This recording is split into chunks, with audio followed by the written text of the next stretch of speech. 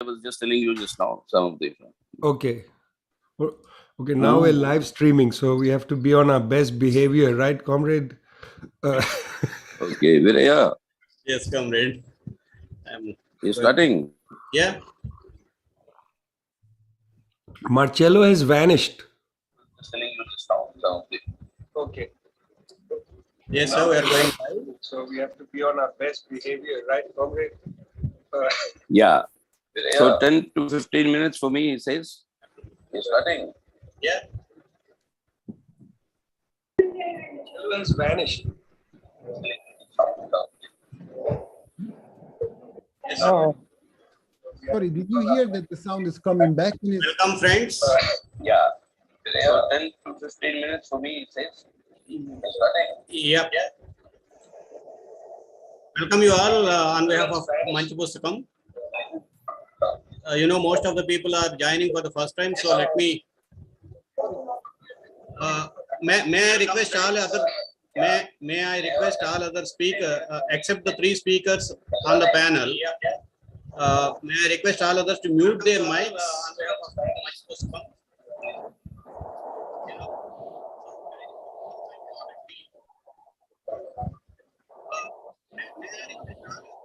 Yeah. May I request all other speakers, except the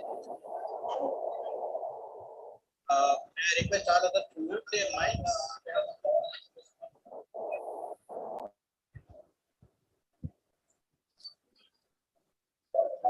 Yes, friends. Sorry for the disturbance. Welcome to Manchi Pustakam. It's a small YouTube channel.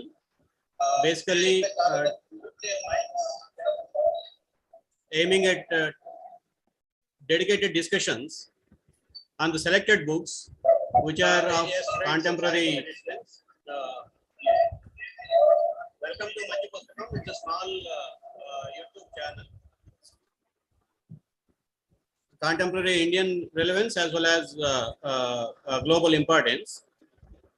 So far, we have introduced about 100 books.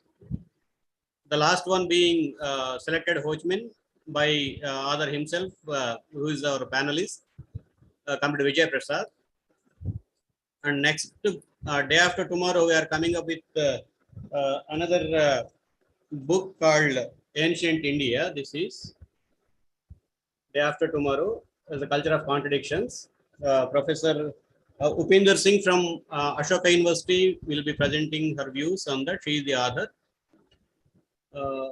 We are a small group of people who came across various intellectuals and their writings. We thought of introducing those writings and the books to the particularly Telugu audience, along with those who are interested in following our channel. Today we are going to discuss about the last years of Karl Marx, very, very important contribution by Marcel Musto. I think he is with us now. Yes, I am. Good afternoon, good evening, everybody. Good evening. Good evening. He is working as a professor sociology, University of Toronto, and he brought out very sizable. He has contributed in a sizable manner in revisiting the Marx, basing on the information or the research that's going on happening in Amsterdam-based International Institute of Historical Research. And in this book, he, as we all knew about something about Marx being a straightforward intellectual thinking, being always surrounded by books and the revolutionaries and revolutionary discussions.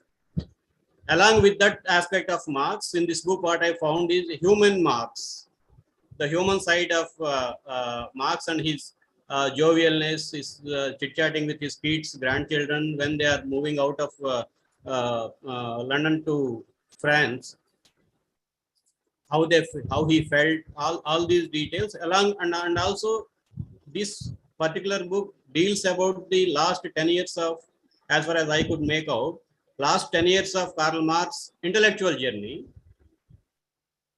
because we are given a kind of impression that he could not complete his volume 2 and 3 of Capital because of his sickness, long illness, and that's why Engels has to step into his shoes to complete these two books.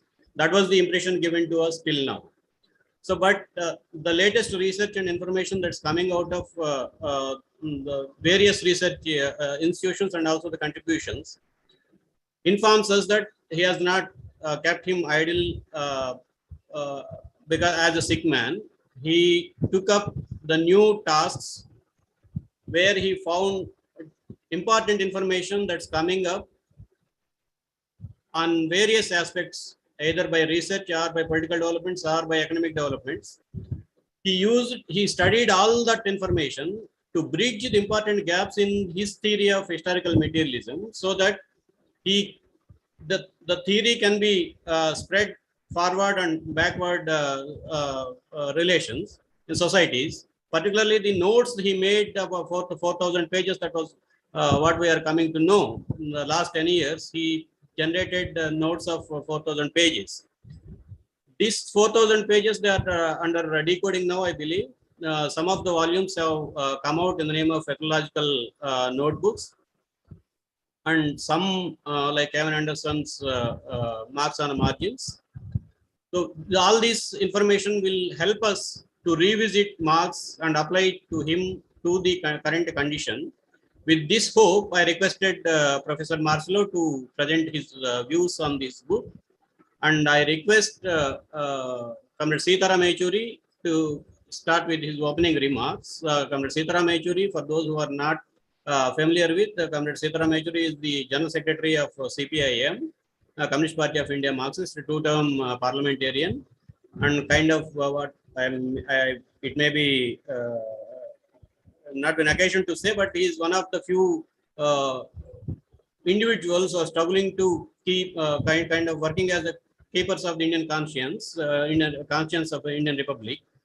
So I welcome Comrade Sitaram Yechuri. Thank you very much. So shall I begin? Yeah. Yes. Hello, Professor Marcelo Musto and Professor Vijay Prashad. I find myself very inadequate in the midst of your company to talk about theoretical contributions of Marx, though we are practicing Marxists.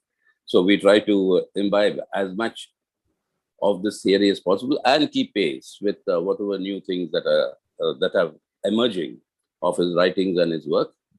But first of all, I'd like to thank Manamanchi Pustakam for initiating this discussion and giving me this opportunity, particularly on the birthday of Karl Marx. So that is an important add-on occasion that we are discussing this book today. I think one important aspect that this book and work has done, I mean, it's been widely translated into many languages, and I'm glad one of the earliest of the translations was in Tamil in India. And it actually brings forth the assumption that most of us had, not really an assumption, but a general confidence that Marx would never have kept quiet, not doing anything till the last minute of his breath, of his life, which is exactly what this book shows us, and particularly the richness of his work. And that richness of his work, which is general misnomer, was that because of the ill health, because of the family problems, because of his penury and poverty, I mean, he just stopped writing or thinking or being creative, which is absolutely incorrect, which has been shown by this work. There's a wealth of analysis and much of what has come out. Much of this work is still being published. And we hope that the mega project will continue to do this to the best of their ability, which they are, of course, doing. And I'm so glad that Marcelo Musto has actually studied and put out, particularly the last 2 years of his work between 1881 and 83. Yes, there are newer areas that have been described here, which are not, in my opinion, essentially new in the sense that the seeds of most of these areas were already there in the earlier works of Karl Marx. Whether it's on the question of environmental damage, what Marx used to describe as the pillage of nature, or whether it's a issue of migration of labor or the workforce, which was connected with his entire conception of the reserve army of labor and how that is generally created. So all these issues are more elaborated, which is of particular significance, and particularly for us in India. Of significance are his new writings, which are now coming to the fore on anthropology, on ethnological notebooks, which some of which we had had the opportunity to study in the past, but I think a lot of fresh material is now available. And of course, his views on nationalism, which is something which is absolutely relevant to us in our day-to-day battles in India, on the question of how nationalism is utilized, or how, in popular international terminology, which I don't think is strictly scientific, but what is called as populist nationalism. But these phenomenon, which explains also the political rightward shift that is taking place in the world in the current conjuncture of global capitalism under the domination of international finance capital and the neoliberal order. In this conjuncture, the entire question of populist nationalism and how this rightward shift is actually seeking to disrupt the unity of the revolutionary forces in order to mount an offensive against the rule of capital. These are all something very, very relevant to the present revolutionary praxis that is going on in many countries and is of absolute relevance to us today. So these aspects will have to be studied further in order to enrich revolutionary praxis. And it is with that objective in mind that these new information on what all Marx thought and created and wrote in the later years of his life actually proves the point which Marcelo Musto says very, very categorically, that it is entirely non-dogmatic, non-schematic, and therefore it represents a completely opposite view of the effort to try and reduce Marxism to a set of formulae or to a set of dogmatic propositions. On behalf of the CPIM, all that I can say is that our party, CPIM, was born out of a fierce ideological struggles on many issues, including this particular one on how we understand Marxism.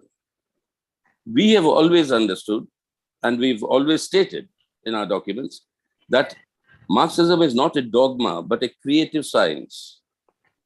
It is based, among others, on a concrete analysis of concrete conditions. Marxism is an approach to the analysis of history, general, and of capitalism in particular. It is on this basis, building on the foundation provided by Marx, that we continuously enrich our theory for understanding the present conjuncture and the possibilities it holds for the future. Far from being a closed theoretical system, Marxism, as far as the CPI is concerned, represents a process of continuous theoretical enrichment. That's why we firmly believe that Marxism is unique in the sense that it can be transcended only if its agenda is realized, and the agenda of realizing a classless communist social order. Specifically under capitalism, its understanding of capitalism is alone thorough enough for it to comprehend the historical possibilities that lie beyond capitalism. Hence, Marxism can never be, under capitalism, rendered superfluous until capitalism is itself superseded. Post-capitalism, Marx's philosophy and worldview will continue to the basis for scientific guides, for social construction, and the transition to communism. But having said this, which is in a nutshell the understanding that the CPM continues to function with, it is also important to make sure that we don't fall into the trap of drawing conclusions of who made what mistakes in the past, and why these mistakes were committed. And that analysis, though relevant, though maybe enriching, and is of importance to not to fall into those traps and to repeat those mistakes. But it is nevertheless to be, I think, underlined that Marxism's conception post-capitalism is an uncharted territory. It was an uncharted path with no blueprints, no saying, and including Marx himself, talking of the various possibilities of how this transition, it actually, it will reflect itself once this transition takes place.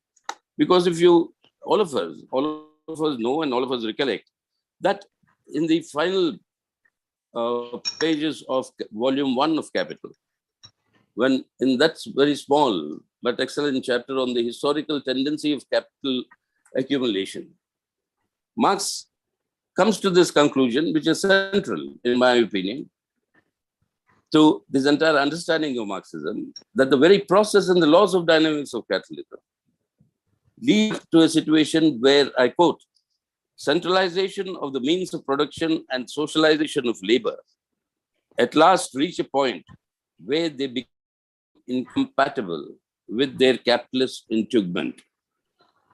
This integument is burst asunder. The knell of capitalist private property sounds. The expropriators are expropriated, unquote. Now the question that arises is, since there's no blueprints, since there's no chartered path, how is this expropriation of the expropriators to be followed upon? What comes after? Is it a natural process? And if it is a natural process, then how will this occur? Because Marx himself tells you, once this tendency is noted under capitalism, every tendency, right from his first pamphlet on wages, prices, and profit, where he takes on a gentleman called John Well,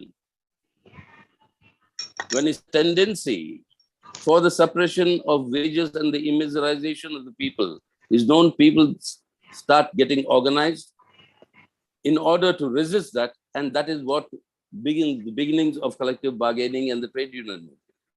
The tendency for the falling rate of profit is met by the capitalists by changes in the organic composition of capital. So the tendencies under Marxism that Marx notes are tendencies on which the contending classes also react and respond and counteract. If tendency for this integument to be broken is there, the capitalist class would seek to intervene to try and prevent this from happening. If not prevent, at least prolong it from happening. And in this process, how is it that this the ending of capitalism and the beginnings of a post-capitalist society towards communism that Marx envisages, how will that begin? Yes, many experiments were made, many references are there to the Soviet experiment. The Paris Commune, in fact, precedes that experiment, that experience, 70 years of the Soviet Union, that experience, and how that was, many of us, we were born out of a fight against the of the CPSU those days in the 1960s. So we have all gone through these experiments, but I think we cannot negate the reality that this process, what Marx talks about, the inevitability of the collapse of capitalism. It's wrong to say Marx doesn't have any concept of inevitability. He does in the Communist Manifesto.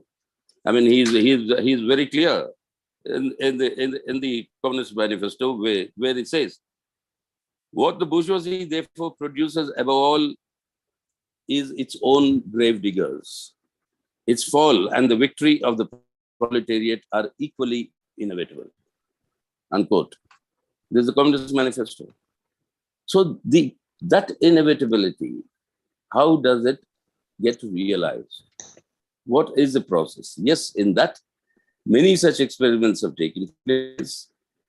Currently, another one is going on in the Socialist Republic of China.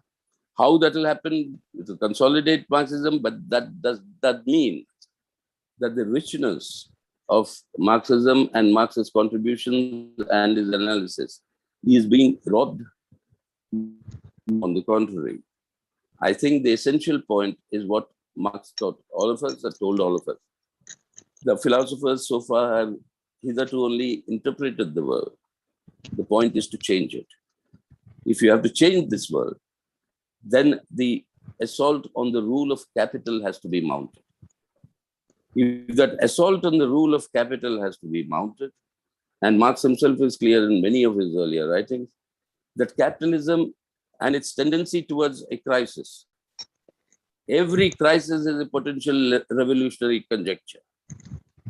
But no crisis by itself will lead to the automatic collapse of capitalism. Capitalism will have to be overthrown because it is the theater of contending classes. And in that theater of contending classes, the assault, class assault against the rule of capital has to be mounted. And that would mean on the basis of a political alternative. Now, the experiments with these various political alternatives have occurred. They will occur in the future as well. But for that, to enrich ourselves, not to either repeat the mistakes of the past or to traverse the same ground, it is necessary that all these creative inputs that are now becoming available are properly assimilated, analyzed, and enrich the revolutionary theory. Because without revolutionary theory, there can be no revolutionary praxis. And in that process, I think this is a contribution that is that is very, very useful, Marcelo Musto's contribution, and I hope that there'll be more future works that will be done on the more future information that will be available, because Marcelo himself states in his introduction, I think in the early stages of the book, I quote, you see, that is why I say that it is to try and understand the concrete conditions in which people were trying to understand and implement or give their understanding of Marxism, which could be inadequate, it could be distorted, but it was definitely, nevertheless, an attempt to try and construct a political alternative to capitalism, which failed. Some have failed, some are continuing, some are going on. How that will adapt, etc. This is the battle of class forces that will eventually unfold. But Marcelo himself notes at one point of time, and I quote, "In best of circumstances, it is difficult to combine the requirements of popularization with the need to avoid theoretical impoverishment." Unquote. Yes, the point is the purity of theory, or as Marx said, the point is to change the world, to implement that theory in praxis, in order to advance the revolutionary struggle. And in that process, we learn from our mistakes, because as both Marx and Engels have taught us, committing mistakes is not the mistake. Not recognizing the mistake is the mistake. And not ensuring the mistake is not repeated is the mistake. And that is what I think, with all these new theoretical inputs that we are finding from the later years of Marx's life, and particularly the ethnological notebooks, which I was referring to, which has a lot of importance for us in India. And to understand both the Indian society, the anthropological works that have now come to surface, and also his observations on nationalism. These are of absolute relevance even for our present day work in India. Therefore, I think this is a very important contribution. And thank you, Marcelo Musto, for bringing all these works of Marx to public knowledge and to enriching our understanding. And hopefully, practicing Marxists and revolutionaries will make use of this work in order to enrich Marxist theory, in order to improve Marxist praxis and revolutionary praxis. And I think to that end, I would say seriously recommend that this book must be read, discussed, understood, and wait for the new work that will come as assured in this book of the later findings that will now be printed by the maker on the other areas that were mentioned in this work. So thank you once again, and I recommend that all of us seriously study these works of Karl Marx that have now come to light. Thank you. Thank you very much, Virya. Thank you, Comrade Setram Garu. Well, rightly said, there is a re-evaluate and revisit again and again about to Karl Marx's original writings, so that we understand what exactly he meant when he is writing something, instead of going through interpretations, third interpretation, second interpretations. So in that manner, in that sense, it will be interesting to visit the last year's works particularly, and the new volumes that are coming out by commenting on, basing on the last year's contributions. Now I request Professor Marcelo to take the floor, and it's very important day for him, for the Manchpostukam, and also he has some plans to, as I was discussing with him over repeated emails, he has some plans to study the left movement in India, and particularly in this part of the country. So he had some propositions and also some ideas to engage with the Indian audience. So this may be the first of its kind of interaction for you, Marcelo, with the Indian audience. Well, first of all, thank you very much for the invitation. Thanks to Veraya, for Srinivasu, for the perfect organizing that they did. And it's a pleasure to be with my colleagues, discussant, and comrades, most of all, Sitaram Yechuri and Vijay Prashad. No, I've been to India many times. Actually, the first travel that I've done in my life as a young student and activist was in India. I spent more than 2.5 years, and then I returned in India many times for political activity, academic presentations. And as it has been said so generously by Comrade Yechuri, and this is a particular pleasure for me, this book, and not only this one, has been widely translated into many Indian languages, in Tamil, in Hindu, in Bengali. There are other forthcoming translations. So it is very important for me that Marx is read in the Global South, particularly this one. And I very much share the idea that actually these questions that usually are ignored issues or underestimated topics in Marx are actually very relevant for us today, and perhaps the most important for our political agenda today. But I'm going to talk about this at the end of my short contribution. Since the introduction has been so good, and I'm sure that Vijay Prashad is also talking about this topic, I would like to do something that perhaps is a little bit surprising for you, but I would like to take a little bit of time not to speak about the last Marx, but to speak about what Marx existed before the last Marx, the last years, so that we can explain if and where there were some differences. And also today is a special day, it's his birthday, his anniversary. So I will try to do a very quick, fast, and of course, please forgive me, superficial reconstruction of Marx's intellectual biography. So the Marx that we always have in mind, we often have in mind, is this big statue, this granitic statue that is, I don't know, at the center of a square of it was in Moscow, in Beijing, or in many other countries. But actually, Marx is a student like many of us. When he was young and he went to the university, he was a very brilliant, of course, student, but, you know, also a person who was going to do, I don't know, going out with friends, doing sometimes rivalry, and sometimes he also had a fight with the colleague, and likely he did not lose one of his eyes. So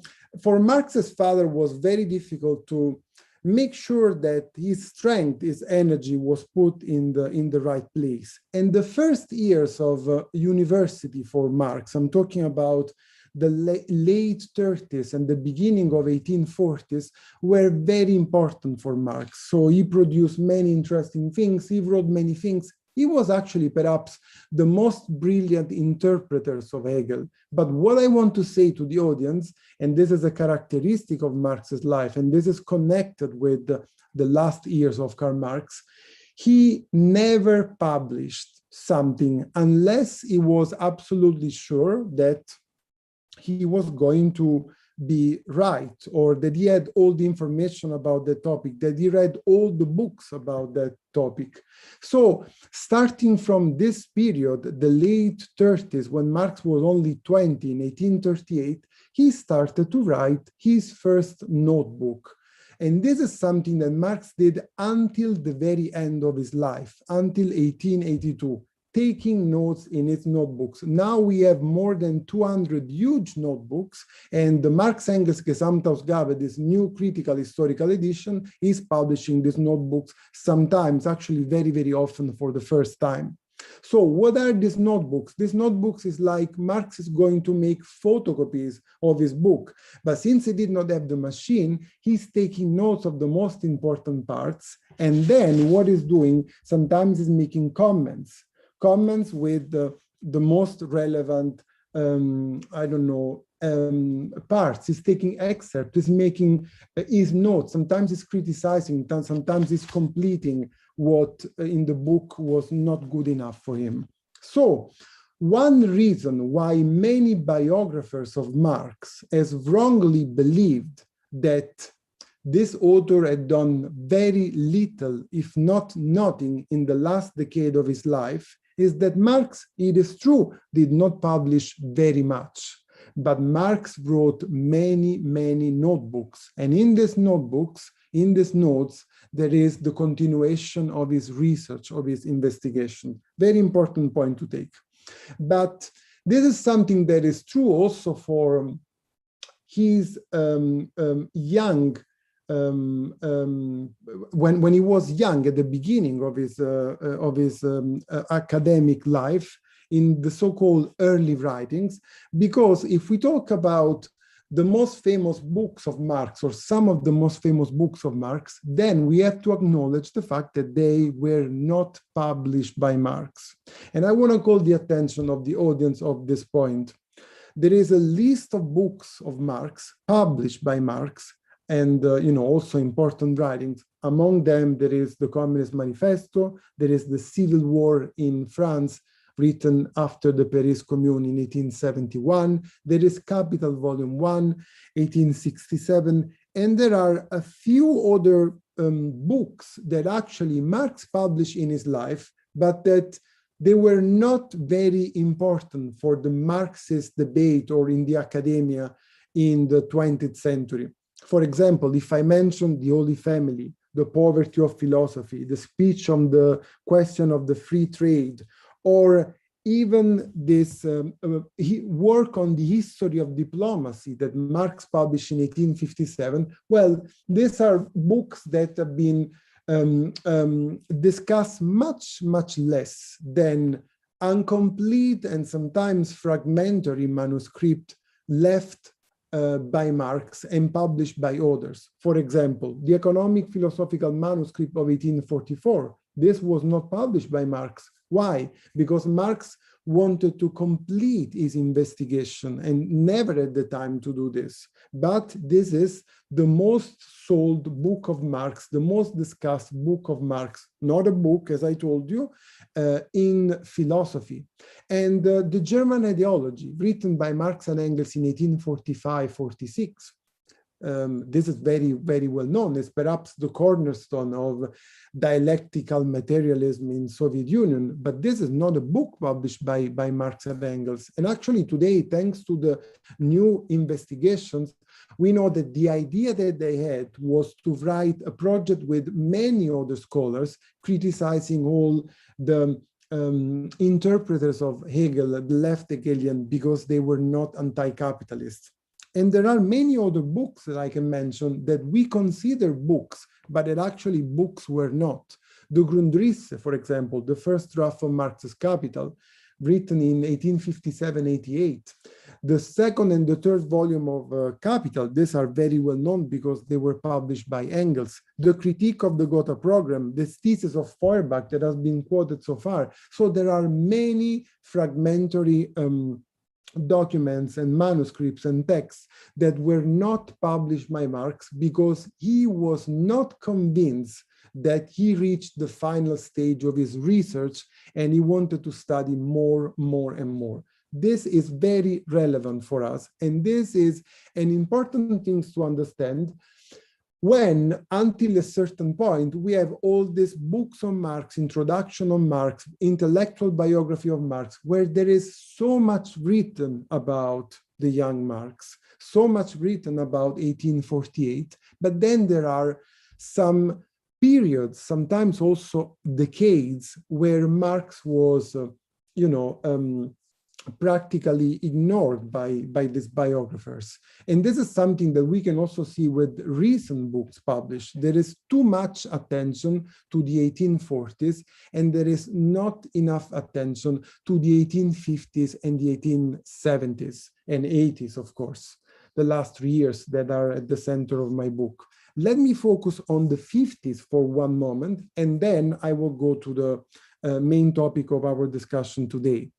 What happened to Marx in 1850s? We always have this idea that Marx is the leader, followed by the masses, etc. Well, actually, Marx had important political experiences in the 1848, 1849, when he decided to be a journalist in 1843, 44, a short but brilliant career in Germany, but then a long and important career in the United States, because Marx was the main correspondent for the New York Daily Tribune from 1851 to 1862, and he wrote more than 550 articles, often with the help of Engels.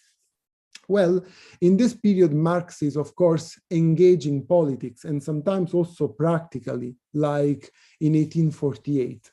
But of course, the most important experience, and as you see, I'm trying to give biographical information, political information about his life in all the decades, the most important experience was the one that Marx did between 1864 and 1872 in the First International and the International Working Men Association. Very important for Marx. At the time when Marx was struggling to finish Capital, considering that the first draft was written, the Grundrisse, in 1857, and it took 10 years to Marx to publish the only volume that he could finish, volume 1, in 1867. So actually Engels was scared about Marx being involved in politics because everybody wanted Marx to concentrate on Capital and finish his masterpiece. But Marx understood that International was actually a very relevant experience, and being at the core, at the center of this International, of this organization, would have had serious repercussion on what kind of socialism was going to be the most relevant socialism in Europe at the time. And he was right, because Marx was able to fight and win the battle, the struggle with Proudhon in France, with the very moderate policy of trade union in United Kingdom, with Lassalle in Germany, and then, of course, in many other countries. But let me talk about Russia later at the very end of this. So what happened to Marx in the 1850s? I was mentioning this to you. Well, Marx in the 1850s is completely isolated. He is in London, living in dramatic circumstances, poverty, illness, at the center of Soho, which at the time was one of the poorest districts in London. And Marx is actually refusing the idea that the 1848-49 revolution was lost because of a lack of organization. Many leaders thought about this. Actually, Marx isolated himself because he wanted to focus on political economy, and he studied more and more. So this decade, from 1849 to 1857, when Marx started to write the Grundrisse after the first world economic and financial crisis, the one that erupted in New York, like the one that we lived a few years ago in 2008, well, this is an important point for Marx.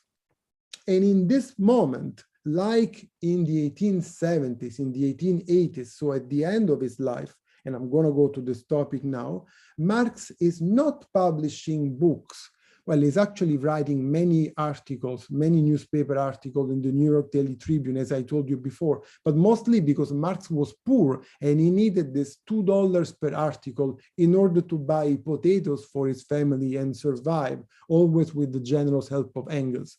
But Marx is doing many research, many investigation, taking these notes in his notebooks, and this is very important for us. So today, when we approach Marx with the new edition and with the new investigation that we are trying to do, the new edition of his writings, we are going to read not only the books that he published or the manuscript, uncompleted manuscript published by people like Engels, like Kautsky. Kautsky published, for example, with many mistakes, by the way, the theory of surplus value.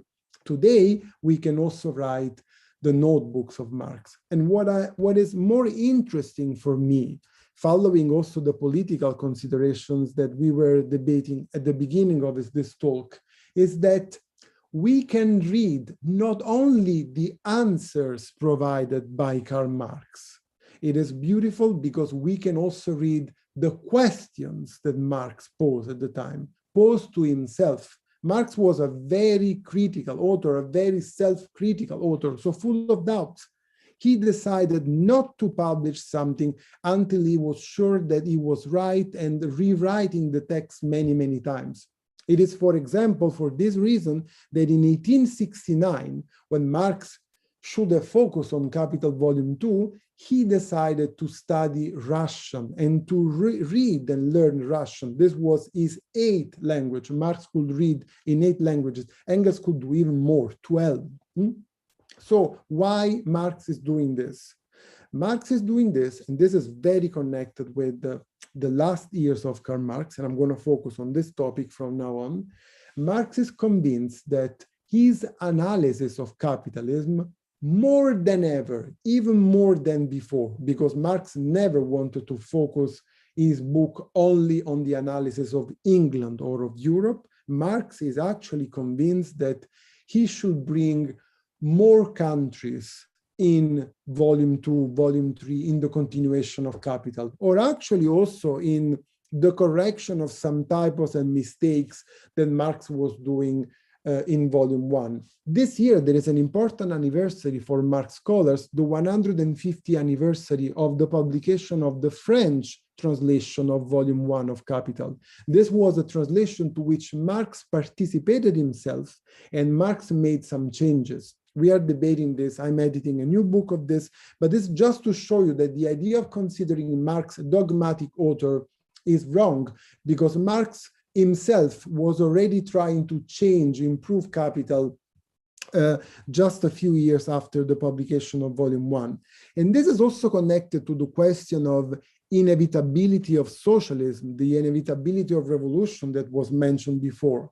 And, you know, I always say that we should divide and make a distinction between the texts of political propaganda, and the Communist Manifesto, of course, is one of them, a text that you need to say people there will be revolution because you have to call the masses to political action, and then the research manuscript that Marx published, or also the text of economical analysis, in which Marx is much more cautious and doubtful, at least in terms of what is inevitable. And this is something that we find a lot in his last decade. So in his last decade, in my opinion, we find new disciplines and new areas in which Marx is going for the first time, or when Marx was able to spend more time, because at the end of his political activism, practically with the end of the First International, then there is a lot of activism that Marx is doing in order to give a revolutionary program to German social democracy, which is a battle that we know he lost, right? Because with the Gotha program, the program of Lassalle is still the most important one, and Marx is writing the critique of the Gotha program just to criticize this. But let's say that from 1875 to 1883, when he died, he had more time to study. He had the passion to study, as Comrade Iechuri told us at the beginning, always hungry about reading more, about taking notes, about expanding his knowledge. And this expansion is done from the point of view of disciplines. There is a lot of anthropology, ethnology. Marx is studying chemistry. Marx is studying history once again, because Marx is reading the history of the world and is making a 600 pages notes. Why Marx is doing this? By the way, when he's doing this, Marx is never thinking and working exclusively on Europe. India is one of the most cited country by Marx in these notes. It is very important, and Marx is studying India once again very seriously. So new disciplines, but also new areas, new geographical areas. India, Egypt, Algeria, Mexico, Indonesia, more. Why? Because Marx wants to understand the effect of capitalism. So all that Marx is doing in this period is part of his political activism. And when he's studying, what he's trying to do? Why is doing anthropology and why is studying history, or for example, Indian history? I try to explain in my book, after reading very carefully these notes, sometimes still unpublished notes, in this way. Anthropology. Marx wants to check history, wants to check his conception with history, and want to see what happened in the past. And Marx, from the very beginning of his life, is convinced that an essential element that we have to understand is that capitalism is historical and not natural. And Marx is trying to see what in the past made other forms of production change. And this is good epistemologically, but also politically, because people understand that capitalism didn't exist before and can be overcome today. That's why it is relevant to have Marx today, because with Marx, we have the guarantee that the word capitalism is still mentioned, because something crazy that is happening is that we cannot even mention the word capitalism sometimes. And the other things that Marx is doing, it is trying to bring new topics from a political point of view. And this is the case, for example, of India, when Marx is once again returning on the effect of capitalism. And Marx in 1853, when he's writing the famous article for the New York Tribune, The Future Result of the British Rule in India, I will never say that Marx was under illusion that capitalism is progressive, like many bad interpreters of Marx have written in the past. But surely Marx is more focused on the idea that capitalism is bringing the material conditions of the new world, as written in the articles. Now that Marx is reading Indian history again, now that Marx has new sources, well, Marx wrote that actually all the British managed to do was to ruin native agriculture and double the number and severity of famines. And he said, anyone except Harry Mayne and others of his ilk realizes that the suppression of communal land ownership there was nothing but an act of English vandalism, pushing the native people not forward, not forward, but backwards. This analysis on the effect of capitalism and colonialism in India can be found just the same against French in Algeria, against Spanish colonization in Mexico, against British in Egypt. So there is a very strong and consistent position of Marx. And this is why this reading of Marx being considered a white male in favor of colonialism that are so a la mode, in vogue today in North American university, are depressing academically and, ironically, politically. So what I'm trying to say in the last 2 minutes that I have to finish my speech is that these questions, these topics are very relevant for us. And I want to return on this subject ecology, migration, gender equality, no to nationalism, anti-colonialism. As it has been said by Comrade Yechuri, these are not often things that Marx mentioned for the first time here. No, so I am against this idea that there is a new Marx, that there is a break with everything that we knew before. This is a little bit too much for people to focus on their academic research. But it is true that Marx is looking at this topic now in depth and is also taking new direction in this research, like, and this is my final point, about the idea of the revolution. And these changes are not only changes that Marx is doing like a scholar, but also as a political activist, because Marx is seen as a political activist at the head of the International, that the revolution is not coming from England, from the most developed, capitalistically developed country, or it is not automatic that is happening so. That's why Marx is now open, more open to see what is happening in other parts of the world without dogmatism, without schematism. And this is why Marx considered the activism of Russian populism, populist. At the time, this word populism meant leftist, anti-capitalist, so it's nothing to do with the conception that we mentioned today. Well, Marx is looking at this as a possibility. Of course, a possibility that always must meet the anti-capitalist struggle that is done in the capitalistically developed country. So not only there, Marx is not coming back to an idea of communism like Herzen, like Bakunin. So capitalism is important because it has allowed many productive changes, and also in terms of emancipation, and also in terms of gender equality, etc., or the opposition to religion, etc. I cannot go into this, but it is very interesting to see how Marx is expanding his political scenario, the scenario of his analysis for the writing of Capital from the critique of capitalism, and at the same time also how Marx is more open to revolution to happen, to start, to move, to connect in other parts of the world and also in the global south. I know that we are in very difficult times, but this hope that Marx is doing, and a sentence that opened my book in the prelude of the book when a journalist is interviewing Marx, is very good and interesting for us. Marx was asked by Swinton for The Sun, the American newspaper,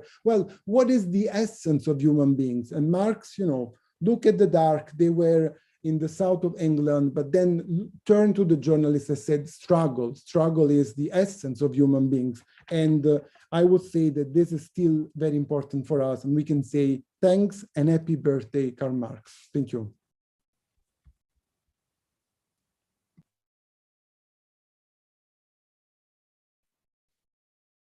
Thank you, Marcelo. You made valid points, and particularly you suggested to read through the Marx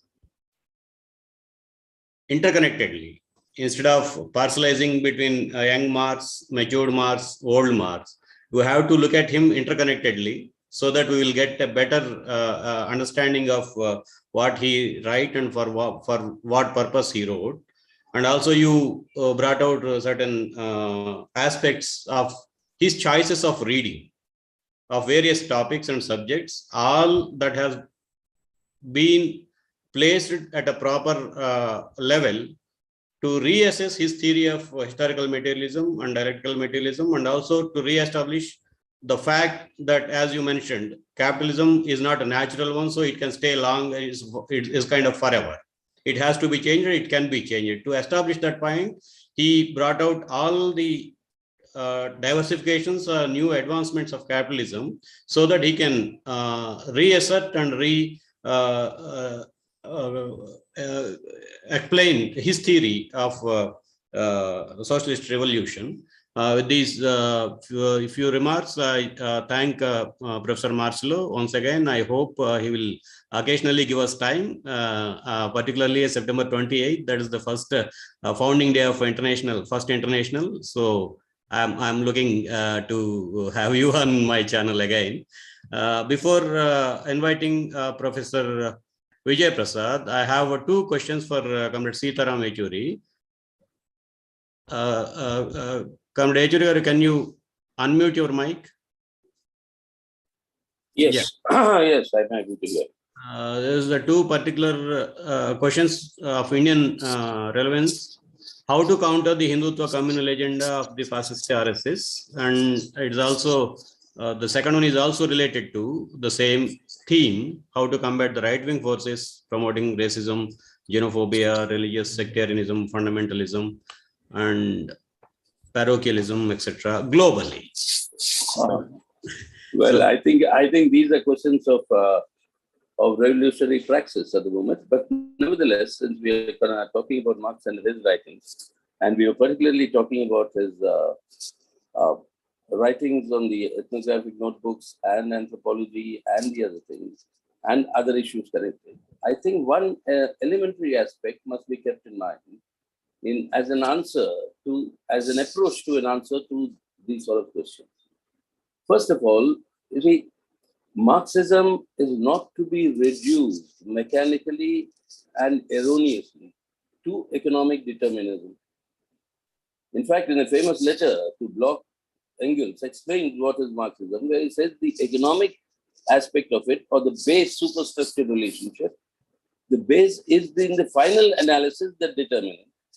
But the superstructure elements continuously affect and, in fact, even decisively decide on the forms of struggle and the forms of revolutionary struggle that should take place.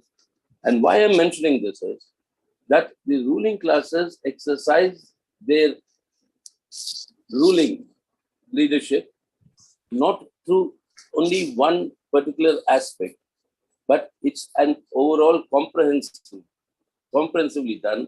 It is they build up a class hegemony, something that Gramsci finally explains much more in much greater detail and with much greater clarity.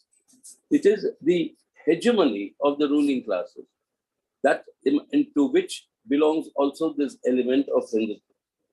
Gramsci graphically tells all of us that it is not the fort or the fortress, which is the headquarters of the ruling classes, but there are many outer ditches, there are many rams, many earthworks that surround, and these values are transmitted to us, which Marx brings out in his anthropological and observational anthropological and ethnographic observation of how these permeate into the consciousness of people, and that meeting the consciousness of the people and how they influence to buttress the class rule. In German ideology, the Marx and Engels are very clear when they say the ruling classes rule not through the hegemony of, not, they don't use the word hegemony, but through the ideas of the ruling classes are the ideas of the Tikor. It is through these ideas, the set of ideas, which is the hegemony that is created. And it is that hegemony that has to be broken. Therefore, if that has to be broken, if Hindutva has to be combated, xenophobia and racism, if all these right-wing forces, which I refer to in a very passing manner, saying the political rightward shift, if these have to be combated, a counter-hegemony has to be prepared and counter-hegemony has to be realized and launched. And it is this counter-hegemony that has to be strengthened, which is essential part of Marxism, in my opinion. I mean, it is against the ruling class hegemony, you have to create a counter-hegemony, which, of course, Gramsci goes to the extent of also talking about the organic intellectuals as a part of this creating this counter-hegemony. So how do you combat it? Not through economic struggles alone. That is a very, very serious misconception, and it is in fact a diversion. You had this historic Kisan struggle in the country. You had this huge working class struggles that are going on against privatization and loot of the Indian economy. You have people struggling for employment against price rise, etc. And yet, Hindutva wins elections. Why? Why? Because it is this hegemony that is not being broken. And unless the communists, I mean, this is the revolutionary practice of Marxism, that you will have to build, along with sharpening your class struggles, along with sharpening of people's struggles, you have to sharpen the struggles for this counter-hegemony. And the struggles for this counter-hegemony have to be sharpened by taking on the agenda. All these aspects of the other aspects that Marx studied, while he requested Engels to prepare the other 2 volumes of Capital from his notes, when he was actually devoting time to study these various other aspects and bring his notebooks. It is these aspects that will have to be studied, which Gramsci, I think to a large extent, so whatever was available to him, I don't know what was available in Italian, Marcello would be able to tell me much more, but he nevertheless proceeded in that direction. So that is the manner in which this counter-hegemony will have to be built up to combat this thing. The other aspect also, which I will only take a few minutes, is the question of the adaptability of the ruling classes to the tendencies that Marx knows of. For instance, today, in today's situation with the pandemic, with the global recession that set in before the pandemic, or the tendency towards the recession that set in before the pandemic, the slowdown, definitely, economic slowdown. In that situation, neoliberalism has completely proven its bankruptcy in its inability to offer any solution for capitalism to emerge from this crisis. But nevertheless, the counter tendencies of what? Nevertheless, even during the pandemic, it designs your stimulus packages in such a way where the governments borrow through governmental bonds that are released in the stock markets to be sold. The stock markets get inflated and the world's billionaires start amassing their wealth. So even during the pandemic, the counter tendency of neoliberalism to maximize profits is visible in this manner, in which it has, in the name of serving people through stimulus packages, in the name of reviving the economy, it has actually provided and created a new route for greater profit maximization and amassing greater wealth by the world's rich and by the world's billionaires who have been making, whose wealth has been exponentially rising, and at the expense of the people's poor, and therefore intensification and exploitation, the hallmark of capitalism. So these are the tendencies that will have to be met squarely by the revolutionary movement. So I think this is a very challenging period we have before us, but all these aspects will have to be undertaken, and that is the only way to combat Hindutva or this rightward shift in politics, is to actually create this counter-hegemony that has to be created to the ruling class's hegemony. That is the way to combat that. Thank you. Thank you, Comrade Ejuri Garu. The task before those who are working for an alternative society in the Indian context is to build a counter-hegemony and to work further, to strive further. Thank you very much for this. And now before inviting our regular guest, Comrade Vijay Prasad, let me announce that Marcelo has agreed to give rights to translate this valuable book into Telugu. And we are going to do that very soon, by within a few months. Now I request Professor Vijay Prasad to reflect on the book, on the book, and also, yes, you are the person who Voice of the South, coordinating between the intercontinental activities, so that would shed some light. That would be helpful in these lines. Comrade, firstly, it's the old man's birthday today, so happy birthday to Karl Marx. 204 years old. That's a lot of years. He left us a long time ago. He left us a rich legacy. Obviously, we are not religious people, so we don't hurry to our Marx in order to get confirmation for our ideas. On the other hand, he is definitely an antidote to the feelings of desolation, because as I'm going to say, he was a fighting man, and that's itself quite inspirational. Thanks a lot to Mana Manchi Pustakam for again having me on. Glad to be here with Marcello, and congratulations on your book. It's great to be here with you. I want to also congratulate Comrade Sitaram for being re-elected as the General Secretary of the CPIM at the Party Congress. The antidote to the growth of virulent right-wing ideology and right-wing government in India, of course, is the left. And the growth of the communist left in India is really the only salvation for a civilization depressingly moving in a regressive way. Depressingly moving in a regressive way. I mean, the images one saw from Madhya Pradesh, Gujarat, and so on, of people virulently yelling down sites of Islamic belief and also Muslim neighborhoods is disgusting. It's not an India that any of us want. It reminds me of Ejaz Ahmed's comment about the cultures of cruelty. When Ejaz said that in India we have incubated everyday forms of cruelty against women, against Dalits, against minorities of various kinds. And these everyday forms of cruelty, this culture of cruelty emerges in these horrible ways. Either it's pogroms or those really disgusting images of people behaving like that in public spaces. The communist left is the only antidote to that.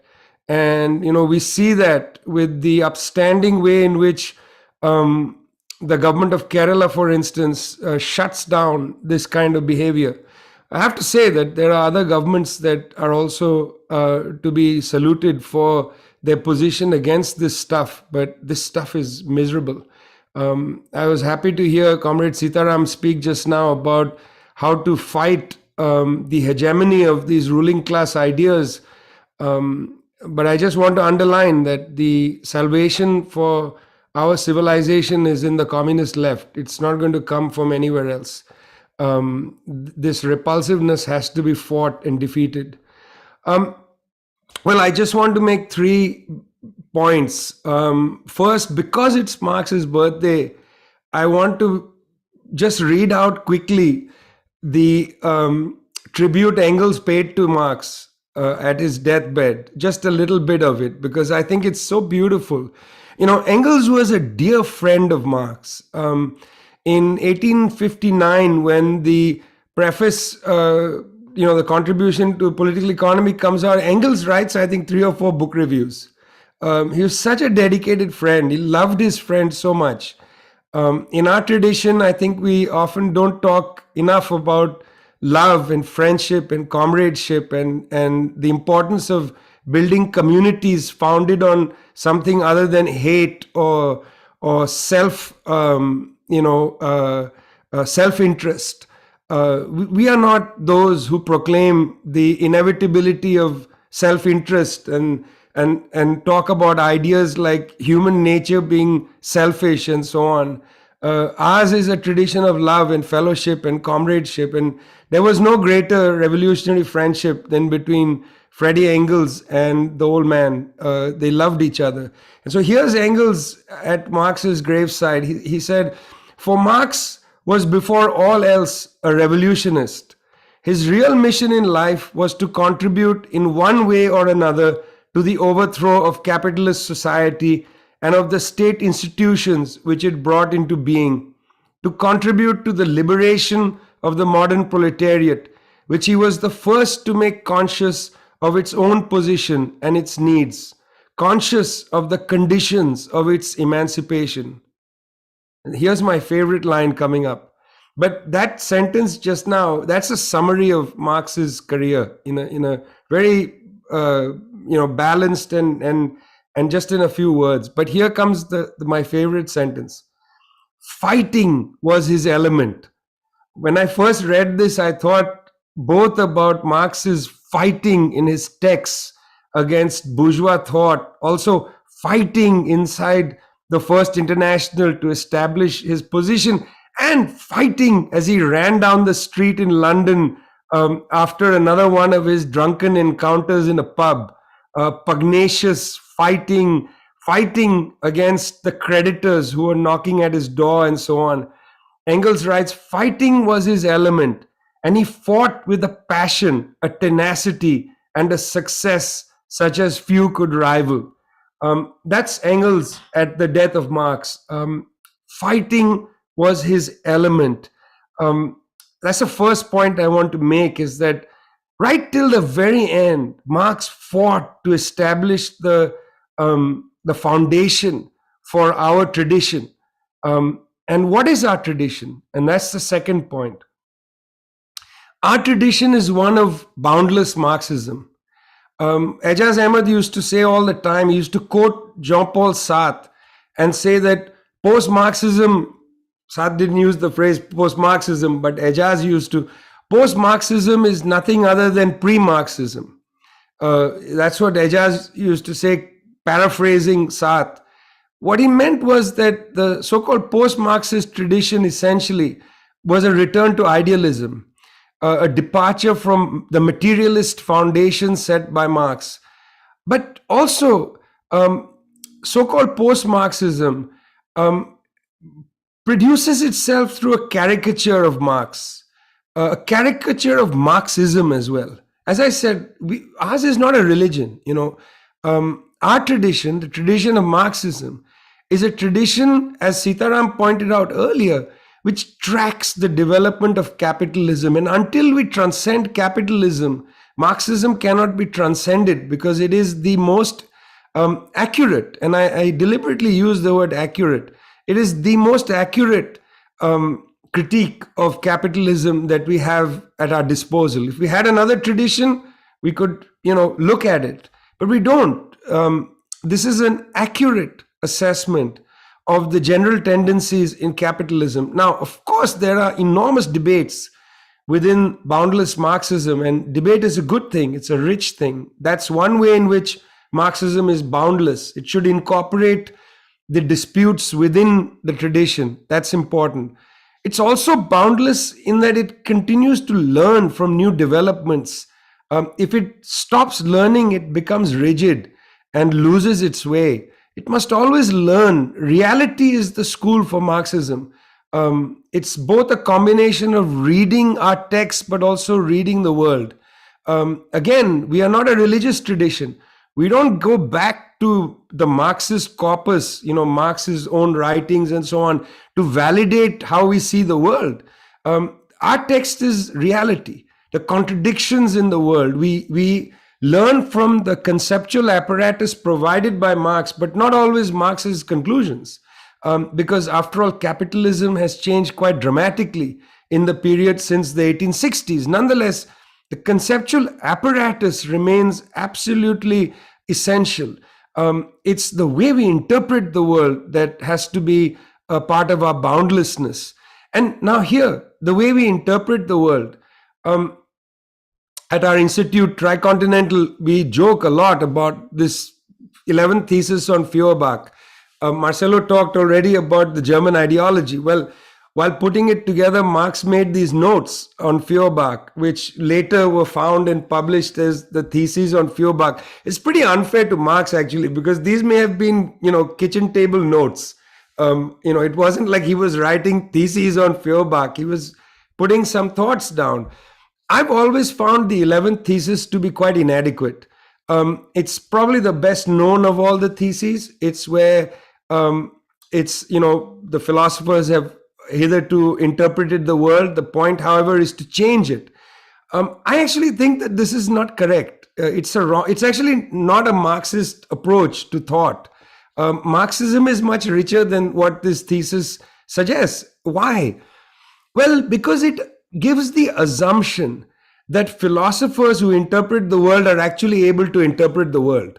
That is to say that having a detached attitude to the world does actually afford you a perspective of the world. Certainly affords you a perspective, but I don't think you can actually interpret the world from remove. I think if I could, if I'm allowed to revise the 11th thesis, the better 11th thesis would be those who are struggling to change the world have a better interpretation of the world. Because as you struggle to change the world, the contradictions in the world clarify themselves in a much more straightforward way. It's what Frantz Fanon said, that you confront the granite block when you're trying to change things. Idealistic liberal ideas are easy to have in a detached place, because you don't see that, for instance, the concept human rights is actually impossible in the world where people are hungry. How can you deliver human rights by legal fiat? You have to deliver human rights by material transformation. And so a lot of idealistic ideas can germinate, and you can interpret the world in those ways as well. Our tradition is boundless because it's always trying to see what are the material conditions of concepts, what are the material conditions of the realization of concepts in the world, and the block to that realization. That concepts, the existence of concepts themselves are not the completion of their history. Concepts complete their history when they are realized in the world. So, for instance, the idea of human rights is actually not realized in the world. They don't exist until we are able to transcend the obstinate facts of hunger, illiteracy, the lack of access to healthcare, the provision of housing, and so on. Otherwise, the concept itself is a vacuous concept. It's merely a concept that drives struggle, but does not itself exist in the world completely. The final point I want to make, and this comes a lot to the question of Marxism as a materialist approach to the world. You see, the reason we believe and the reason we struggle through and in this tradition is because we don't think that social transformation in the world is something that we have to impose into the world, that transformation comes from outside. In the German ideology, they note that in a sense, socialism is the real movement of history. And I've been very interested in that concept, that sentence, ever since I read it years ago in Calcutta, probably in one very hot summer. Read that sentence and thought, what do they mean when they say socialism is the real movement of history? It's a pretty captivating line, and I'm quite interested in what are the implications of it. So here are 3 points I'd like to make about the concept of, or at least the idea of the real movement of history. First, there are these very obstinate things, hunger, illiteracy, and so on. Hungry people are not willing to put their hands up to surrender. They are going to fight to overcome hunger. One sees that all over the world. No family is going to permit their children not to have education without a fight, without a struggle. Every historical epoch will have different obstinate facts, but in ours, hunger, illiteracy, the ones I've named, these are material forces that compel people into struggles. You don't actually need to impose struggle on people. They will struggle for these things. And as I say, every historical epoch will have different obstinate facts. Secondly, the massive advances in global production, this is in agriculture, this is in industry, and so on. These have enabled us to not only imagine a world that can transcend necessity and lead us to freedom. You don't just have to imagine it, but it actually is right there in front of us. We know that there's enough food, for instance, to feed 14 billion people. The planet has about 7.9. That means there's enough food in the world to feed people. That means the great material advances of our time has made it possible for us to imagine entering the realm of freedom out of necessity. If that is the case, what blocks it? And here, this is one of the great findings of Marx, which is the role of private property. There was a great piece recently in the Indian Express by Nirupama Subramaniam about the dairy industry in Sri Lanka, where she said, look, Sri Lanka is a net importer of milk. Some years ago, there was an attempt, Kurian and others attempted to actually establish a much more robust dairy production inside Sri Lanka, so that it was not importing particularly powdered milk into the country. And this attempt to create a domestic milk industry was blocked by the importers lobby. So here you have private property essentially coming in to prevent the advance of society for its own narrow pecuniary interests. A good demonstration of a basic axiom of Marxism. So we have abundance, but we can't get there. And what blocks us from getting there is private property.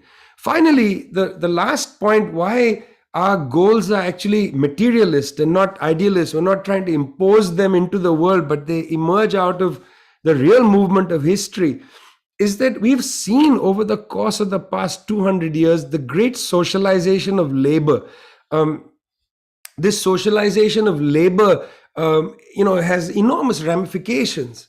But we're unable, in a sense, politically, to translate this socialization of labor into socialism. And that's our great task, is to think about the strategies in different societies to advance the socialist agenda. That's our big task. And that has been a task that every generation is given, to come up with more effective strategies, much more effective ways to intervene in the battle of ideas, much more effective ways to present to people the necessity of socialism. I would say that today the government of Kerala, for instance, is a standing image for the rest of India of what is possible with a rational socialist government, even in a position of great poverty, where redistribution of the surplus is the primary form of action. Even in that situation, it is able to make great advances. And I'm going to end by saying I highly recommend that people get the book by T.M. Thomas Isaac, former finance minister of Kerala. His most recent book from leftward is called Kerala. And it is an assessment of, yeah, there we go. Thanks, comrade. Another possible world. I think it's a really sharp book that will help young people come to understand the possibilities inherent in our world. We are not a tradition, an idealistic tradition that talks about, eventually tomorrow and so on. Our socialism is the socialism of now. And we're going to build the future now. We're not waiting for something later. And if you want to find evidence of the now, you can look to the cooperative movement in Kerala, the comunas in Venezuela. We can look to the level of public action in China, the level of public action in Vietnam. These are really instructive, and they'll help us understand that the real movement of history, in other words, the real movement of history, not towards merely advancing the productive forces, but the real movement of history to overcome or transcend the obstinate facts of human life, those are available today. They are visible today.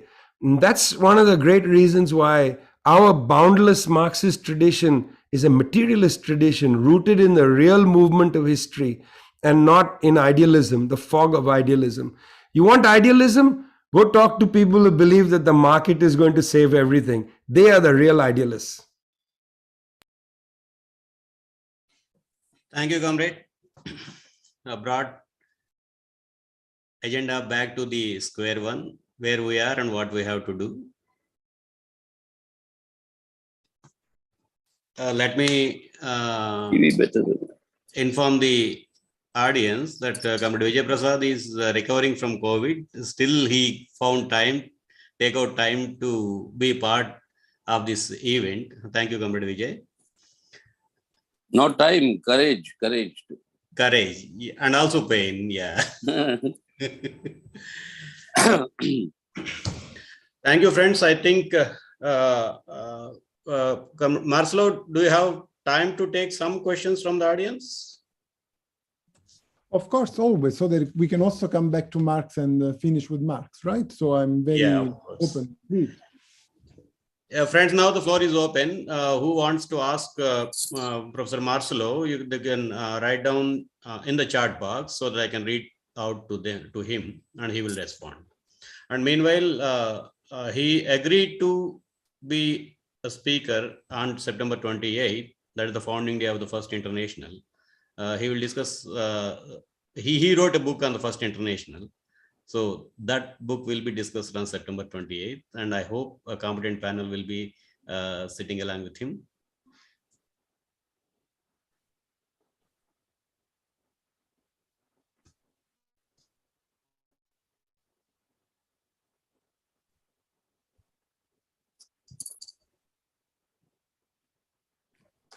I think people is asking if they have to use the chat or if they come through the mic, and why not?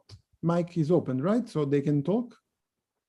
Yeah, that's okay. But if everyone starts the same time, that's the problem. That's why I suggested to use the chat box. And if somebody wants to ask directly, they can raise their hand so that we can unmute them. Yeah. Perhaps we can authorize the first to use the microphone while the other are using the chat. What do you say? Either way. Somebody, did Marx address the question of democracy in his late phase? I'll take 2-3 questions together, and then of course not only me, right? For the 3 speakers, I guess. Do we go in the same order, or you just tell me? Whatever that comes, we will first come, first serve. We'll go by that way. Instead of waiting. Vijayan, he also wants to ask a question because he said, I have a question, but yes, I want to ask a question. This is with regard to the Marx Das Kapital. So after he wrote the Capital, did he review it and find out that of course, the inner mechanism of working of the capitalist system is okay, but still he find that there is a what he was expecting is the revolution should take place in the advanced capitalist country, but obviously the history says it is in the other way around. Did he think about that, and what is the theoretical basis for that? Did he do any homework on that part? On where the revolution can start, right? Yeah. Thank you. There is also another question about the Philippines. That's about Philippines. Yeah. You want to take the first 2 questions, then we'll see. Yes. Who is going first? Me or you? Okay. You are the guest, so. Thank you. So I think you just have to unmute because I hear some echo. So the question of democracy, the question of revolution, the question of how can Philippine left consolidate their position following Marx's original prescription. Let's start from the last one. Marx wrote in many letters and documents that, as it has been said already before, he didn't want to give us solutions to apply to everywhere in the world. And this is, I will try to make now as many references as possible on the topic that we are discussing today, the last phase of Marx's intellectual and political biography. And this is very important at the end of his life, more than ever, I would say. The idea that many people are trying to take this theory, these ideas of Marx, and they try to stretch them too much. Marx doesn't like this. And it is in this context that he said, I'm not a Marxist. I'm not a Marxist because I don't want to be, and I am not in agreement with this idea that what I've written for a very specific condition, like, for example, England or Western Europe, can be applied everywhere in the world, all right? So if we reject Marx's prescription, if we reject, as has been said, this religious approach to Marx, then we can also see the importance of understanding why Marx is saying very, very carefully, particularly in the last decade of his life, we have to pay attention. We have to make sure that every country, every historical specificity, every economic social condition is treated in a different way. And this is true from the point of view of democracy and from the point of view of revolution, going back to the question that we received. I would just like to make one example that is another relevant topic going back to what Comrade Sitaram Yechuri was mentioning in the beginning, the question of not focusing our attention merely, exclusively on the conflict between capital and labor. It is, of course, very important, but it is not true that in Marxist tradition, we only look at this. So we have to go back in history and look critically what, for example, some parties have done. And I would like to take an example of Latin America in relation with indigenous people, right? In some countries, indigenous people produce food, build houses, clean the streets, but this kind of dogmatic approach made left occupied only exclusively with large-scale industry workers, but sometimes they didn't exist, right? So paying no attention to this ethnic identity, to these other questions that we discussed today, and this in India will be very relevant to the Dalit question, is something, for example, very relevant to renew our theoretic approach, to renew our political intervention. And the last Marx helped us to go in this direction, a direction in which we do not consider only economy in this rigid way based on superstructure. It is in this way that Marx is returning on the question of democracy. And it is in another way that Marx is returning, and I finish here, on the question of revolution. This is the question received from Comrade Vijayan. So Marx is interested in the populist approach, the populistic approach of the Russian groups, because he's looking at them and he says, well, these people are doing something. These people are trying to create a political intervention that is not simply a juxtaposition of what we have done in Europe and they put it in their context and it will not work, but they're trying to do something new. And Marx has seen also in Europe, because Marx, for example, is observing the Paris Commune, and at the beginning is skeptical about the idea that the revolution is coming. And perhaps Marx is right, because there were very difficult possibility that this revolution is going to win.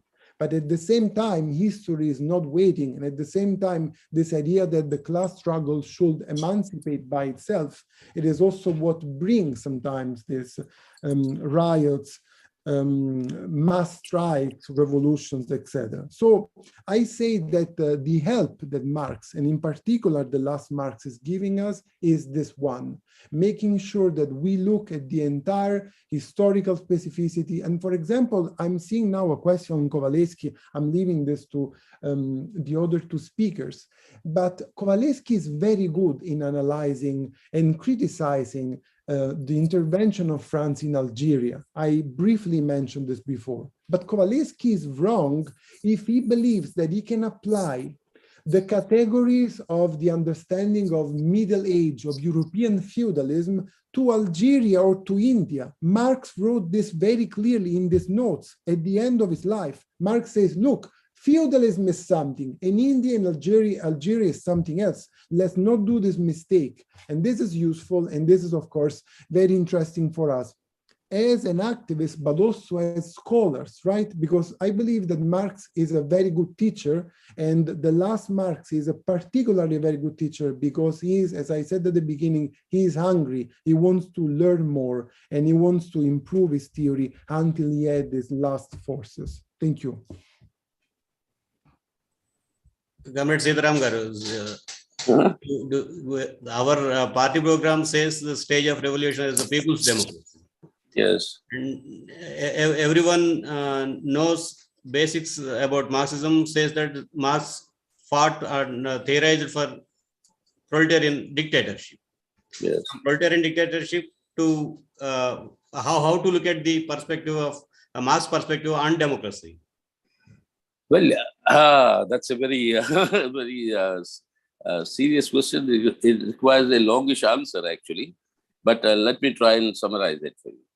You see, when Marx and Engels were writing, and I agree with Marcelo right now, you see, when he talks about saying that do not try and transpose what has been written by them or analyzed by them about one country, or even within one country, about one specific class, like the present war in Germany. I mean, you can't generalize it for the whole of Germany and for the bourgeoisie in Germany. But the question is that even in the Indian context, look at our experience of colonialism.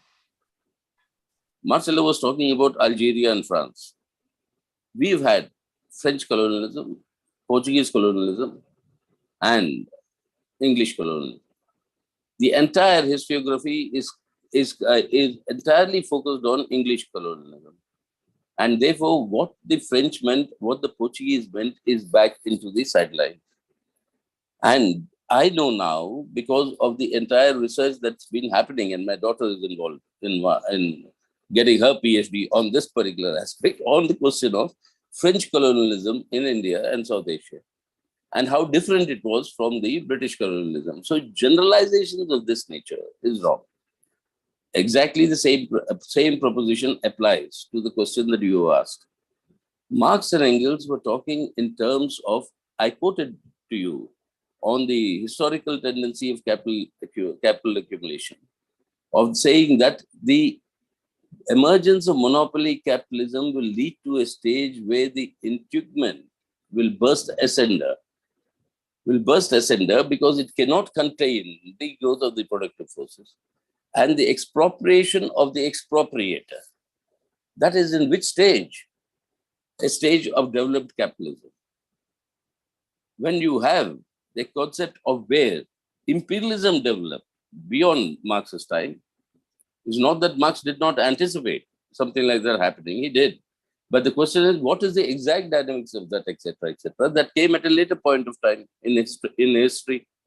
When imperialism happened and when the whole world was bound with the imperialist chain, the possibilities of breaking imperialism at its weakest link arose. The question arose at that point of time. It is still a question that is still debated. You still have a movement which opposes that point, that whether we should break the imperialist chain at the weakest link or wait for the global revolution, the world revolution.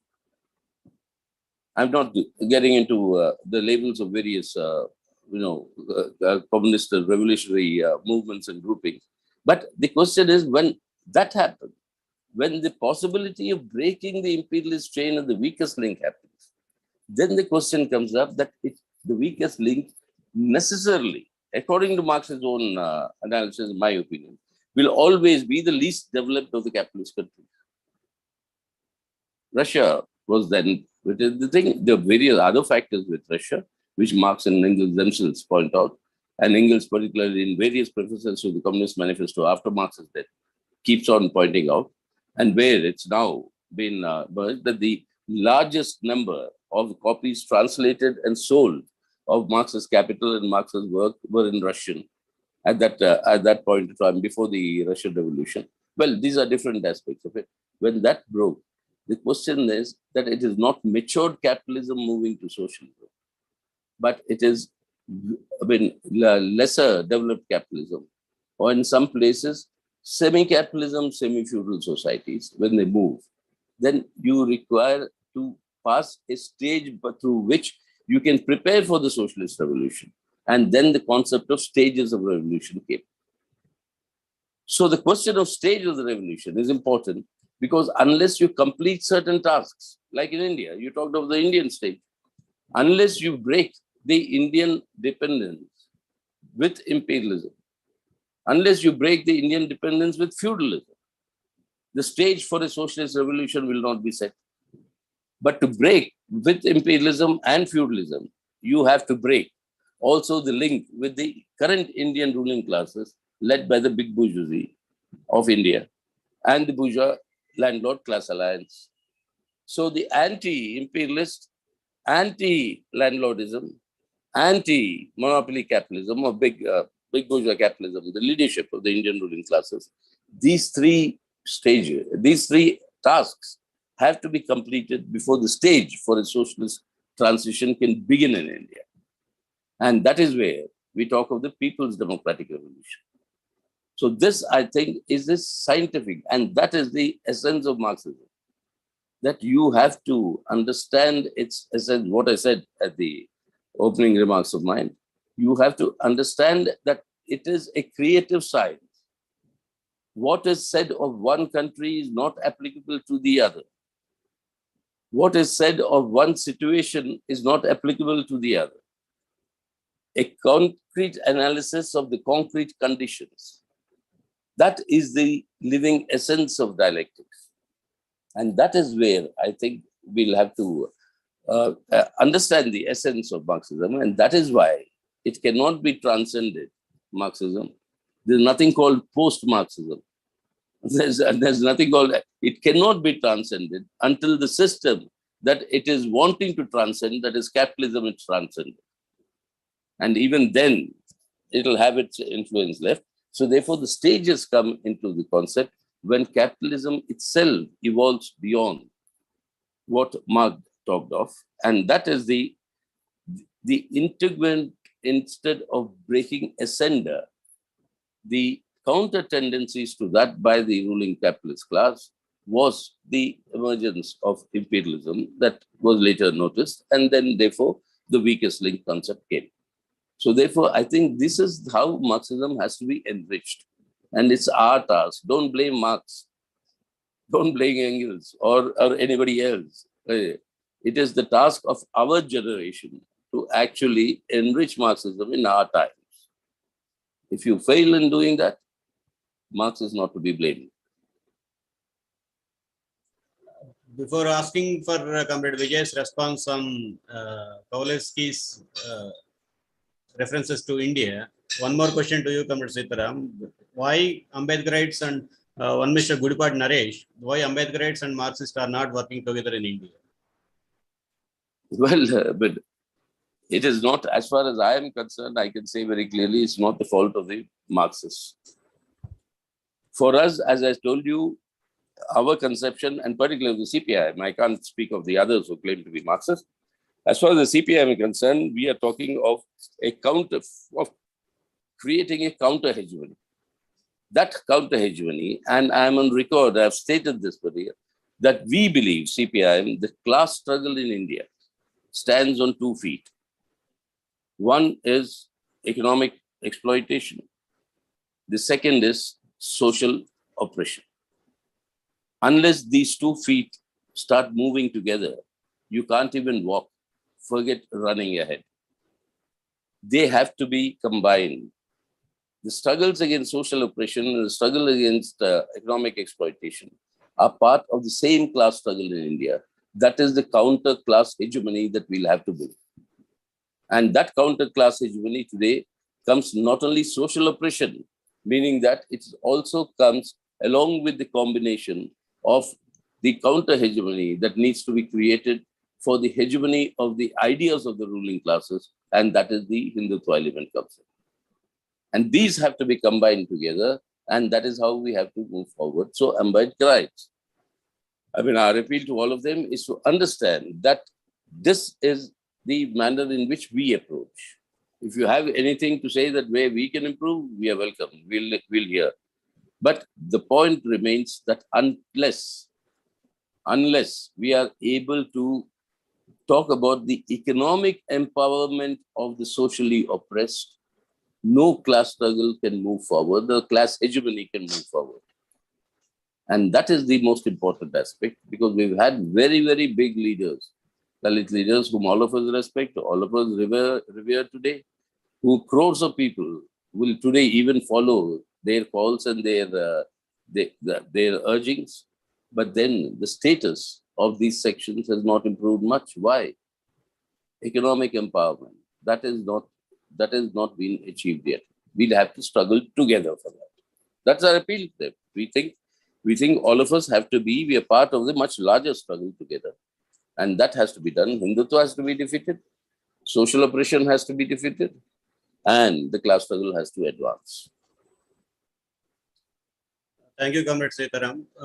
In this regard, Leftward brought out a very good, interesting book by with an detailed introduction of Anand Teltumbudi, Ambedkar and Communism, where he dealt in detail how to both the streams has to be merged or synchronized. So those who Well, are there interested, are we many can. problems and issues with that introduction also. That's a different matter. But still, But the still there objective are is there. some, there is some Objective is there. information. So Yeah. who wants Yeah. to have a look at it, they can Yeah. get Yeah. it through Surely. left forward. Surely. Now is your turn, Comrade Vijay. How to compare the earlier writing references of on India in Marx writings and the latter references on India? That's the essence of the question. Let me just begin by saying that Anand Tetlunde is in prison unjustly, and one more political prisoner in India who we hope will be released. He is a leftward author. I edited his book for us. It's a great tragedy for us that a man of his capacity and brilliance is sitting in prison today for no reason. He is a political prisoner, and his release is absolutely important. Ambedkar wrote a lot about how you can't advance the communist movement in India without smashing caste. And I just like to point out that it's important for people to follow the activities and join the activities of the Dalit Shosan Mukti Manch, which is a platform of anti-caste struggle in India. And I think there's no possibility of smashing caste unless one is actually acting against it. Vicious social system.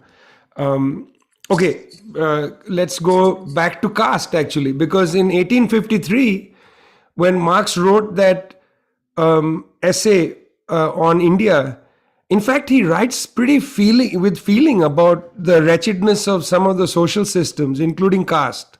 That's the only time I have seen him write with that kind of feeling. And in that text itself, which gets criticized as if Marx is for colonialism, in that very text, he writes about how the Indians are going to overthrow colonialism.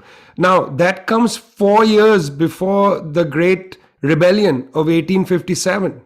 That text is written 4 years before the rebellion of 1857, when Marx and Engels basically are for the rebellion. And if you look at his contemporaries at the time, he is miles away from his contemporaries in his support of the Indian people's struggles. I've often been puzzled by the reaction, including by Edward Said, very glib writing on Marx in the 1850s. When, if you compare him to his contemporaries, he's miles ahead. And as I said, during the uprising, he essentially supports the uprising. What's interesting about the later notes that Marx makes, the Kovalevsky notes, which, Lawrence Crader had published in the 1970s. I mean, I remember going through that stuff in the, as a young person, long time ago. This has been around for a long time. I think it was the early 70s that Crader published this work, much before Edward Said published Orientalism. So the work was available there. And then Irfan Habib has been writing about these themes again for about 40 some years, about Marx's writings on India, again, highly neglected. Irfan Habib is one of the most important historians alive today, not only on India, but on Marxism, and is not really paid much attention to by the North Atlantic Academy, which sets the terms for some of these debates, which is a pity, because I think Comrade Irfan is far ahead of them on his assessment of many of these things. Irfan in 1963, in his book on the agrarian system in Mughal India, already talked about how, this idea of a kind of analogy with feudalism, analogizing feudalism globally is an error. One has to look at the concrete conditions in Indian history and so on. Also, Irfan was writing at the time in the 60s about how the concept Asiatic mode of production was merely a heuristic device, and it was totally underdeveloped. It's not a developed concept in Marx. It was used as if it was a well-developed theory and so on. But many people, whether it's Hamza Alawi in Pakistan, Samir Amin, in Egypt. Many people were trying to figure out, with concepts like the tributary mode of production and so on, many people were trying to figure out, is there a different way to theorize our pasts? The pasts of Northern Africa or the pasts of South Asia. I mean, Hamza's work, and by the way, his professional job was at the central bank in Pakistan for most of his career, but one of the most gifted Marxists in Pakistan. Hamza's work was basically about this, which is, can we interpret the past, in ways that are not derivative of a idea of European history? And I think that's pretty interesting. And it's not it's not like we invented it now. This has been a debate for a long time, but again, highly ignored debate. It's a wonder that, again, that Irfan's writings on all this are not better known, and don't set an agenda anywhere in these discussions, in which they should.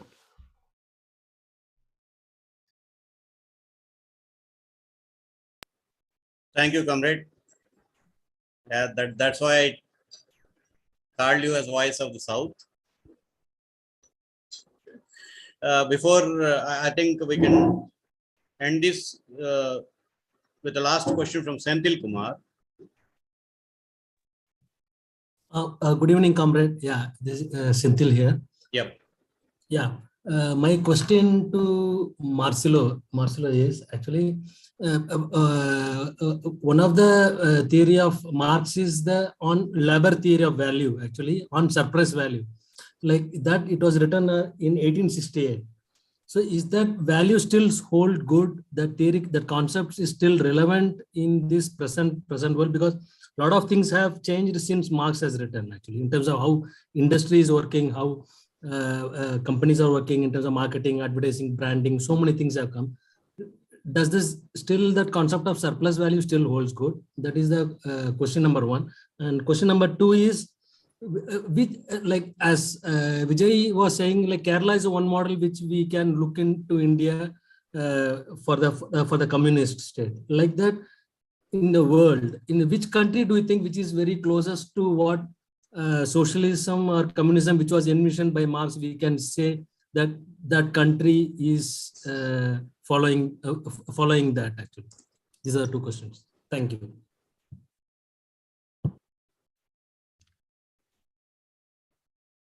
I will try to be very, very short, because we are already more than 20 minutes after the meeting and we all have other commitments. I wanted to thank you. These are two very good questions. I promise that this will be also the center of my next talk for you, the First International, because we will, of course, discuss this. So the surplus value, the theory of surplus value, is actually something that Marx already started to develop in the Grundrisse. It's already something that he has been working at the end of the 50s, and of course is refining even more and better with the volumes that I mentioned at the beginning, edited by Kautsky, and then the very brilliant chapters in Capital. If I have to answer to this question very quickly, I will say yes. It is still valuable, it is still central to understand our society, but of course, there are many changes and many reasons why we should update many of these things written by Marx 150 years ago. And this, as has been said by Comrade Sitram Yechuri, this is our responsibility today, right? So this is, I think, an approach that we can have on this meeting and that we can all share, that we look at Marx like an essential source to understand capitalism and to build anti-capitalism. But at the same time, we want to continue Marx, not because we want to go post-Marx, beyond Marx, etc., because we understand that in order to continue what Marx wanted to do, in order to actually do what he was doing at the end of his life, expanding his analysis, we must do this. And this is, of course, a collective task. Well, today, where I see Marxism and socialism, today we live in a very dramatic age of defeats and problems. So I say that, and who better than me in this discussion can represent this, at least in a geographical position. I was born in Italy, and Italy had the biggest communist party in the Western Europe, and today we don't even have a single party. There are many small ones, and none of them reaches 1%. The communist left is very, very weak. The radical left is very, very weak in Italy and in Europe, with very few exceptions. So I am not looking at today like, you know, an example of state, an example of this, but I'm looking at this plurality of experiences, not only in terms of political parties, but also in terms of social movements. And I'm looking at the difficulties of interacting with the new generation. So this is a task that we have. And from this point of view, if I can finish this talk with the task that I see, that is something that we have to address. We have to make sure that the new generation of activists, of students, of militants, they can read Marx. They can read this new Marx, this more critical Marx, this more open Marx. And we have to make sure that we can provide good anthologies that are a little bit different from the dogmatic textbook that were produced for a long time in Soviet Union or other places. So it is true that the ethnological notebooks, that the studies on anthropology, or the letter to Russians that Marx wrote at the end of his life, have been available for a long time. And I agree what Vijay said. It is responsibility of the scholars had made a ridiculous sometimes portrait of Marx, but at the same time, it is difficult to read with Marx because, you know, the last years of Marx, he's writing very big notes, made sometimes of hundreds of pages. So something that we have to do, and it is very good that each of us is also, the three speakers are also busy and are working with publishing houses, publishing project, book series, because what we want to do is to produce a new not only understanding of Marx, but also of Marxism, of new tendencies for young people, for a new generation. And very soon, I think that we have to address this question. And I think it is useful to have new anthologies, one around alienation, one around ecology, one around migration, in which we can say what Marx actually wrote about this. And then with good introductions, with collective contribution, we can also say, what can we do in order to correct something, or in order to see the changes that happen in our society? This in relation to labor value, it has been said, but also to many other topics. Thank you.